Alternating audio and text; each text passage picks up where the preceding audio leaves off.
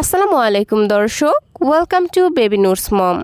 আজকের আয়োজনে শেয়ার করব বাচ্চাদের জন্য এমন একটি নুডলসের রেসিপি যেভাবে নুডলস খাওয়ালে বাচ্চাদের খুব দ্রুত ওজন বৃদ্ধি পাবে এবং বাচ্চারা খুব মজা করে খাবে। সাধারণত আমরা বাচ্চাদেরকে ঝাল করে একঘেয়েমিভাবে নুডলস রান্না করে দেই, কিন্তু বাচ্চারা সব সময় একই খাবার একই স্বাদে খেতে চায় না। তাই যদি এইভাবে ভিন্নতা এনে রান্না করে দেয়া যায় তাহলে কিন্তু বাচ্চারা এই খাবারের একটি ভিন্ন ধরনের টেস্ট পাবে এবং খুবই মজা করে খাবে। তবে এখানে আর কথা না বাড়িয়ে সরাসরি চলে যাচ্ছি মূল রেসিপিতে। প্রথমেই চুলায় একটি প্যান বসিয়ে নিয়েছি। এখন এই প্যানের মধ্যে দিয়ে দিব হাফ চা চামচ পরিমাণ বাটার। এখানে বাটারের পরিবর্তে ঘিও দিতে পারবেন, তবে তেলটা না দেয়াই ভালো, কারণ তেল দিলে এই খাবারটির পুষ্টিগুণ কমে যাবে। আর তাছাড়া বাটার দেওয়ার ফলে খাবারটির টেস্টও কিন্তু অনেক ভালো হবে। তো বাটার গলে আসলে আমি এর মধ্যে দিয়ে দিব নুডলস। আমি আমার ছেলেকে যেটা খাওয়াই সেটাই নিয়ে নিয়েছি। আপনারা বাচ্চাদেরকে যে নুডলস খাওয়ান এখানে সেই নুডলসই নিয়ে নেবেন। নুডলসটাকে আমি একটু হাত দিয়ে ভেঙে নিচ্ছি, এতে করে বাচ্চাদের খেতে সুবিধা হবে। আর এর ভেতরের যে মশলাটা সেটা কিন্তু এই রান্নাতে ব্যবহার করা হবে না, তাই সেটাকে আমি রেখে দিচ্ছি।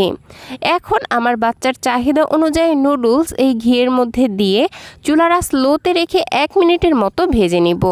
যখন ভাজতে ভাজতে খুবই সুন্দর একটি ফ্লেভার বের হবে আর নুডলসগুলো অনেকটা ঝরঝরে হয়ে আসবে, এই পর্যায়ে আমি এখানে দিয়ে দিব 1 কাপ পরিমাণ লিকুইড গরুর দুধ।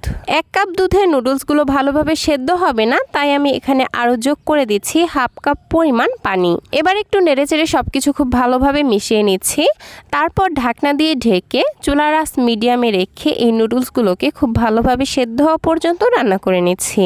ফিরে আসলাম মোটামুটি 6 থেকে 7 মিনিট পর। আর আমি মাঝে 2-1 বার ঢাকনা তুলে নুডলসগুলোকে নেড়েচেড়ে দিয়েছি। আর দেখতেই পাচ্ছেন এতক্ষণে নুডলসগুলো খুব ভালোভাবে সেদ্ধ হয়ে গেছে আর দুধটাও ঘন হয়ে এরকম অবস্থায় চলে এসেছে। এখন আমি এখানে বাকি উপকরণগুলো অ্যাড করে দিব। দিয়ে দিচ্ছি হাফ চা চামচ পরিমাণ তাল মিশ্রি। মিষ্টিটাকে আমি গুঁড়া করে নিয়েছি। আপনারা চাইলে মিষ্টির পরিবর্তে লাল চিনিও ব্যবহার করতে পারেন। একই সাথে দিয়ে দিচ্ছি হাফ চা চামচ পরিমাণ মিক্সড বাদামের গুঁড়া। এখানে আমি 3 থেকে 4 ধরনের বাদাম একসঙ্গে গুঁড়া করে নিয়েছি। আর দিয়ে দিচ্ছি 1 চা চামচ পরিমাণ কিশমিশ। কিশমিশগুলোকে খুব ভালোভাবে ধুয়ে নিয়েছি। এখন এই সমস্ত উপকরণ নেড়েচেড়ে খুব ভালোভাবে মিশিয়ে নিচ্ছি। এখন নেড়েচেড়ে আর 1 মিনিটের মতো রান্না করে নিলেই নুডলসটা তৈরি হয়ে যাবে। দর্শক, আপনারা বুঝতেই পারছেন এই নুডলসটা বাচ্চাদের জন্য কতটা পুষ্টিকর হয়েছে, কারণ এই নুডলসের মধ্যে আমি অনেকগুলো পুষ্টিকর উপাদান অ্যাড করেছি।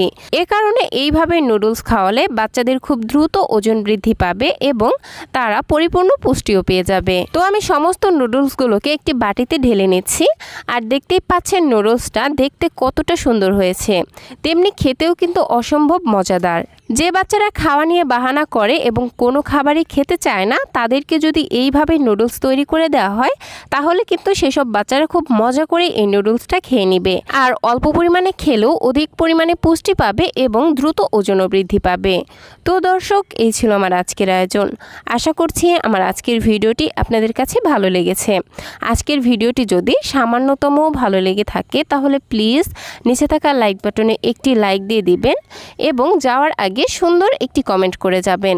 বাচ্চাদের জন্য এরকম আরও নিত্য নতুন সহজ এবং পুষ্টিকর খাবারের রেসিপি পেতে প্লিজ আমার চ্যানেলটিকে সাবস্ক্রাইব করে পাশের ঘন্টাটি বাজিয়ে অলে সেট করে রাখবেন পরবর্তী ভিডিওর নোটিফিকেশন সবার আগে পাওয়ার জন্য। আজকের মতো বিদায় নিচ্ছি। সবাই ভালো থাকবেন, সুস্থ থাকবেন। আল্লাহ হাফেজ।